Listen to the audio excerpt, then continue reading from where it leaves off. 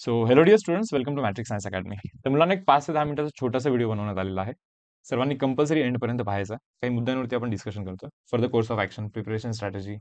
Main मुद्दा हा time मॅनेजमेंटचा आहे, की मुलांचे आता बोर्ड एक्झामिनेशन चालू आहे. आय-टीचा पेपर आहे, सी-एसचा पेपर आहे, जिओग्राफीचा पेपर आहे आणि त्याच्यामध्ये हे टास्क पण आहेत. सो कुठे ना कुठे बोर्ड एक्झामिनेशनचाही लोड असल्यामुळे दिल्या गेलेल्या टाईममध्ये टास्क कदाचित कंप्लीट होत नाहीयेत. ओके. मग त्या केसमध्ये बेसिकली काय सोल्युशन आहे त्याचं, त्याच्याबद्दल आपण डिस्कशन करूया. बट त्यापूर्वी हे सर्व स्टार्ट करण्यापूर्वी प्लस इव्हन टाइम टेबलमध्ये पण बोर्ड एक्झामिनेशन झाल्यानंतर पण काही अननोन एरर्स तुमच्या एंडवरती येऊ शकतात. तर त्याच्याबद्दलही मी तुम्हाला आधीच थोडीशी आयडिया देऊन ठेवतो, सो दॅट बेसिकली त्याप्रमाणे तुम्ही तुमच्या एंडवरती प्लॅन कराल. ओके. कमेंट सेक्शनमध्ये व्हिडिओच्या डिमांड्स वन शॉट रिव्हिजन नोट्सच्या आहेत. तर या व्हिडिओच्या डिस्क्रिप्शनमध्ये तुम्हाला एक लिंक मिळेल. त्या लिंकवरती एंटर करा, मॅथमॅटिक्स सब्जेक्टमध्ये एंटर करा. तर इथे रिव्हिजन नोट्स तुम्हाला पाहायला मिळतील. वन शॉट रिव्हिजन नोट्स आणि परफेक्ट रिव्हिजन नोट्स आहेत. ईच अँड एव्हरी आर्टिकल याच्यामध्ये कव्हर होतं. या पलीकडे काहीही करण्याची गरज नाहीये. हे सर्व तुम्हाला समजून पाठ करायचं. ओके. आणि रिपीट मोडवरती बेसिकली हे नोट्स कव्हर करायचे आणि या नोट्स एंडला जाऊन सर्वात इम्पॉर्टंट रोल याच नोट्स बेसिकली प्ले करणार आहेत. हे मी तुम्हाला टाइम टेबलमध्ये एक्सप्लेन करेन, मी असं का बोलतो. तर 11 स्टँडर्ड मॅथमॅटिक्सचे हे नोट्स आहेत. सर्व चॅप्टर्स आहेत त्याच्यामध्ये. ओके. डिटेलमध्ये कव्हर केलेले आहेत. आणि वन शॉट रिव्हिजन चे जे लेक्चर्स आहेत त्याला हे इनलाईन आहेत. म्हणजे रिव्हिजन बेसिकली मी या नोट्स थ्रूच घेतोय.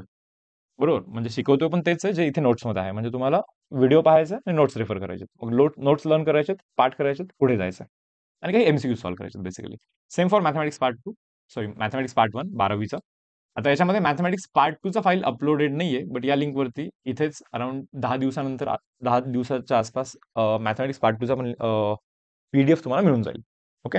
सध्या एक 2 ते 3 चॅप्टर्स बाकी आहेत त्याचे. सर्व कंप्लीट केल्यानंतर मी इथे तुम्हाला अपलोड करून देईन. ठीक आहे. ओके. तर 8 तारखेपर्यंत आपला बेसिकली टास्क हा होता, की आपण 11th स्टँडर्डचा कंप्लीट मॅथमॅटिक्स प्रिपेअर करणार होतो. ओके. बट बोर्ड एक्झामिनेशनमुळे कदाचित काही जणांचा टास्क ओके थोडासा डिले मोडवरती चालू आहे. म्हणावे तितके एमसीक्यूज होत नसतील. ओके. तुम्ही असंही समजू शकता, की टास्क कदाचित हेवी पण असेल काही. व्हिडिओज पण मोठे-मोठे आहेत. बट पूर्ण व्हिडिओ याची काळजी घेईल, की सर्व आर्टिकल्स तुमचे व्यवस्थित कव्हर होतील. ओके. आणि मार्क्स त्याच्यामधूनच मिळणार आहेत. आधा-अधुरा अभ्यास करून डेप्थमध्ये न पोहोचता गोष्टी तशाच कव्हर करून जर का प्रिपरेशन कराल, तर डेफिनेटली लाइक स्कोरमध्ये कन्व्हर्जन त्याचं नाही होणार. थेरॉटिकल लर्निंग प्लस मी आधी सांगितलं होतं, theoretical learning plus MCQ solving दोघांचं कॉम्बिनेशन पाहिजे. ओके. आणि आता तुम्ही याच्याबद्दल टेन्शन नका घेऊ, की समजा मी तुम्हाला दिले असतील 80 एमसीक्यू किंवा 100 एमसीक्यू आणि 100 मधले तुमचे 70 झाले. ओके. तसं तर मी 200 दिले असते. ओके. मग 200 मधले 70 झाले असते. मग त्याचंही टेन्शन तुम्हाला आलंच असतं ना शेवटी. सो एमसीक्यू किती जरी झाले तरी काही टेन्शन नाहीये. मेन मुद्दा हा आहे, की वन शॉट रिव्हिजन तुम्ही व्यवस्थित केलं पाहिजे व्हिडिओ थ्रू. हर एक आर्टिकल कव्हर केला पाहिजे. मग हर एक आर्टिकलवरती तुम्ही 3 एमसीक्यू सॉल्व्ह करताय, की 4 करताय, की 5 करताय. हे इतकं जास्त मॅटर नाही करणार. आर्टिकल तुम्हाला आला पाहिजे आणि त्या आर्टिकलवरती इनफ अमाउंट ऑफ एमसीक्यूज तुम्ही केले पाहिजे. 100च्या ऐवजी तुम्ही 70 जरी एमसीक्यू केले, तरीही काही इश्यू नाही. आणि स्पेशली तो एक बुक दिला आहे ना, ज्याच्यामध्ये क्वेश्चन्स थोडेसे डिफिकल्ट आहेत. ते काही क्वेश्चन नाही समजले, खूपच अवघड वाटले, लाइक लाइक काही इश्यू नाही. लाइक मूव्ह ऑन करा पुढे. खूप जास्त टाईम घालण्याची गरज नाहीये. तितकंच करा जितकं लक्षात ठेवू शकाल तुम्ही. बरोबर?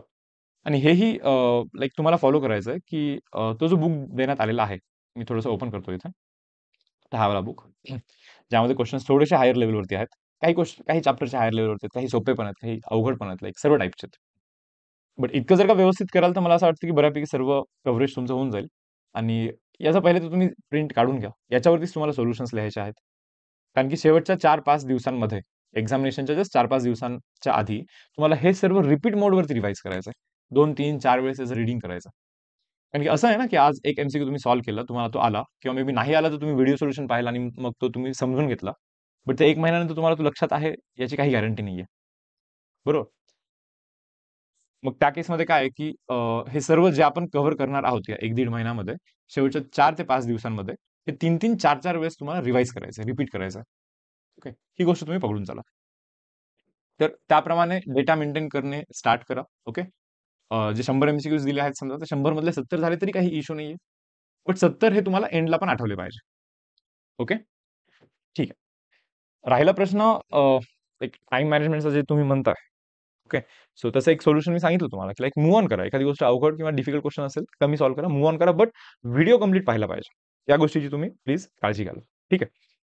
टाईम मॅनेजमेंटचा इश्यू तुम्हाला पुढे जाऊन पण येईल. जेव्हा वर्कलोड वाढेल, सर्व सब्जेक्ट एकत्र येतील प्रिपरेशनसाठी आणि मॉक टेस्ट पण चालू असतील. तेव्हा मॉक टेस्टला तुम्ही स्किप नाही करू शकत. 3 तासाची एक मॉक टेस्ट आहे. प्लस ट्रॅव्हलिंग वगैरे सर्व कन्सिडर करून मॉक टेस्टचा अनालिसिस वगैरे कन्सिडर करून 4-4.5 तास तर बाय डिफॉल्ट तुमचे एक मॉक टेस्टच्या मागे जाणार आहेत.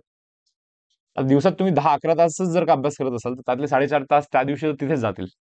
मग तुम्हाला वाटेल की परत टार्गेट अचीव होत नाहीयेत. ओके, लाईफ अशीच आहे, टार्गेट अचीव नॉर्मली नाही होत. बट जे काही टार्गेट आहेत त्याच्या 80-90% आसपास जरी पोहोचाल स्टील तो सक्सेस आहे. तुम्ही हे पकडून चाला.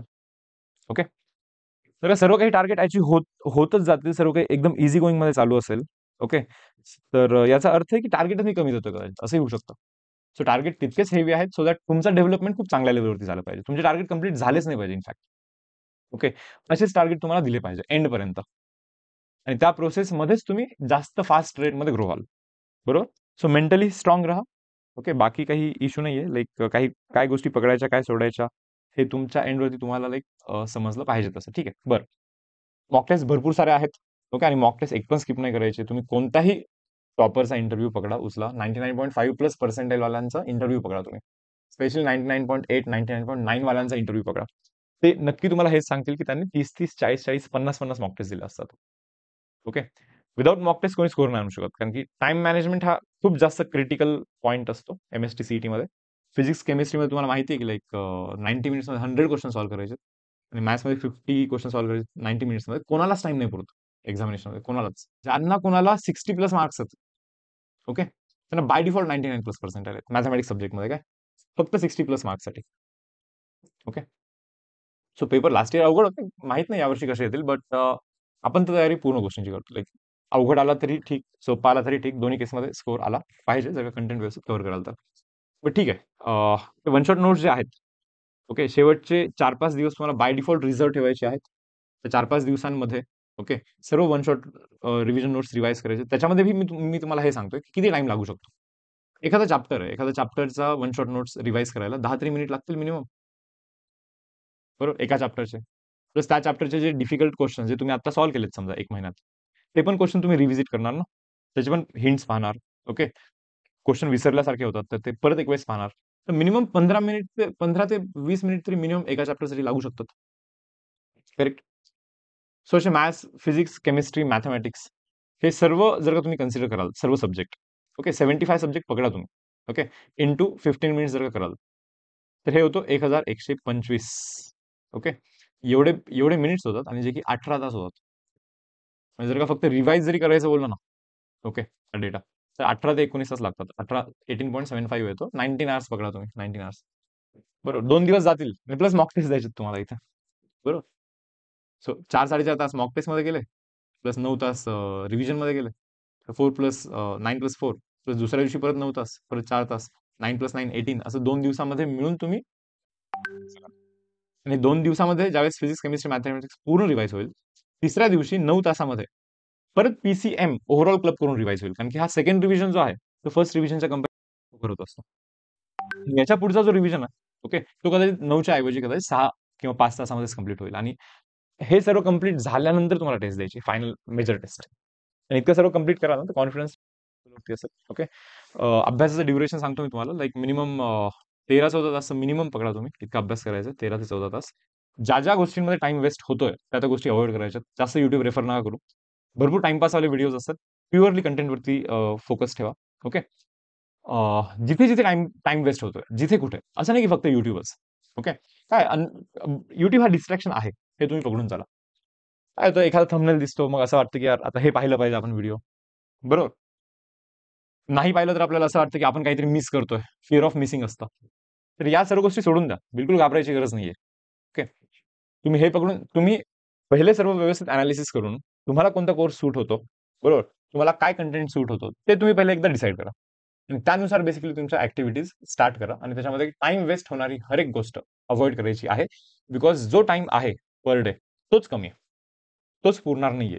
इतका सर्व हेक्टिक सिलेबस कव्हर करण्यासाठी तो टाइम पुरणार नाहीये. ओके, राहिला प्रश्न टार्गेटचा, तर ज्या ज्या दिवशी जे जे चॅप्टर सांगितले त्या चॅप्टरचं तुम्ही वन शॉट रिव्हिजन पहिले कम्प्लीट करा.